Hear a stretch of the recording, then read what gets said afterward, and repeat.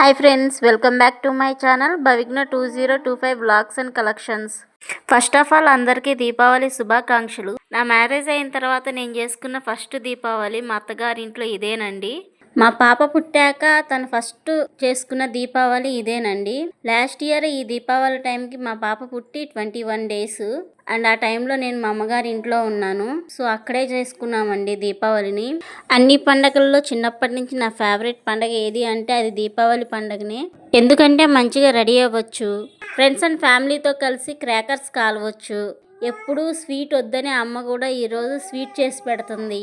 మనకి ఇంతకు మించి ఇంకేం కావాలండి. అందుకనే ఇది నా ఫేవరెట్ పండగ.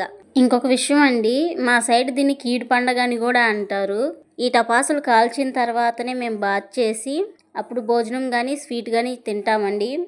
ఈ ఇయర్ నాకు ఇది స్పెషల్ దీపావళి అనే చెప్పాలి. ఎందుకంటే ఇది మా అత్తగారింట్లో చేసుకోవడమే కాదు, మా సిస్టర్ వాళ్ళ ఫ్యామిలీ కూడా వచ్చి ఇక్కడే ఉన్నారు. సో ఈ పండగని నేను మా ఫ్యామిలీ మెంబర్స్తోనే కాదు మా సిస్టర్ వాళ్ళ ఫ్యామిలీతో కూడా కలిసి చేసుకున్నాను. సో అందుకని నాకు స్పెషల్ అనే చెప్పాలి. ఇక్కడ పిల్లలందరూ చాలా అంటే చాలా ఎంజాయ్ చేస్తూ టపాసులు కాల్చారు. కానీ మా పాప ఒక్కటేనండి కొంచెం భయపడింది. సో అందుకని చెప్పి పాపను కొంచెం దూరంగా ఉంచాము. మా సైడ్ దీపావళిని 3 days చేసుకుంటారు. ఇది దివాళీ తర్వాత రోజు అండి. అయితే ఈరోజు బాగా వర్షం పడిందండి మార్నింగ్ నుంచి. అసలు క్రాకర్స్ కాలవద్దులే అనుకున్నాము, కానీ పిల్లలు బయటికి తీసుకొచ్చేసి కాలవడం స్టార్ట్ చేశారు. ఒకళ్ళు స్టార్ట్ చేస్తే చాలు మిగతా పిల్లలందరూ వచ్చి కూడా అక్కడే క్రాకర్స్ కాలుస్తూ ఉంటారు. పిల్లలందరితో కలిసి మా హస్బెండ్ కూడా క్రాకర్స్ కాలవడం స్టార్ట్ చేశారండి. క్రాకర్స్ అన్నిట్లో ఈ క్రాకర్ అనేది కొంచెం స్పెషల్గా అనిపించిద్దండి.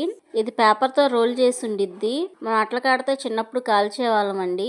ఇది రవ్వలు రవ్వలుగా భలే పడేది, ఫ్లవర్స్ లాగా అనిపించేయండి. దీనిని ఏమంటారో నాకు ఎగ్జాక్ట్గా తెలియదు, తెలిసిన వాళ్ళు కామెంట్ చేయండి. మా చిన్న వయసులో అయితే మా తాత వాళ్ళు మాకు డీటెయిల్ చేసి ఇచ్చేవాళ్ళండి. ఈ డీటెయిల్ని కెమికల్స్ ఏమి యూజ్ చేయకుండా తుమ్మ చెట్టు కర్రలు ఇంకా పేడ యూజ్ చేసి తయారు చేసేవాళ్ళండి. ఇది దీపావళికి ఒక 1 week ముందే తయారు చేసేవాళ్ళు. తయారు చేసి ఎండలో పెట్టేవాళ్ళు. అది బాగా ఎండి మంచిగా కాలేది.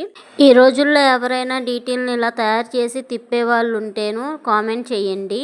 ఇక్కడ సిచ్చుబుడ్డీలు ఎన్నిసార్లు వెలిగించినా వెలగడం లేదండి. బాగా వర్షం పడింది, క్రాకర్స్ ఏవి సరిగా మండడం లేదు. అయినా సరే వాళ్ళు ఆ తడిలో కూడా వర్షానికి కూడా అలానే పేలుస్తూనే ఉన్నారు. దీపావళిని 3 days జరుపుకుంటారండి, కానీ మేము 3rd day అనేది మేము చేసుకోలేదు. ఎందుకంటే బాగా వర్షం పడింది, అందుకని మేము చేసుకోలేదు. మేము పెట్టిన వీడియో మీకు నచ్చినట్లయితే లైక్, షేర్ అండ్ సబ్స్క్రైబ్ చేయండి. Thank you for watching.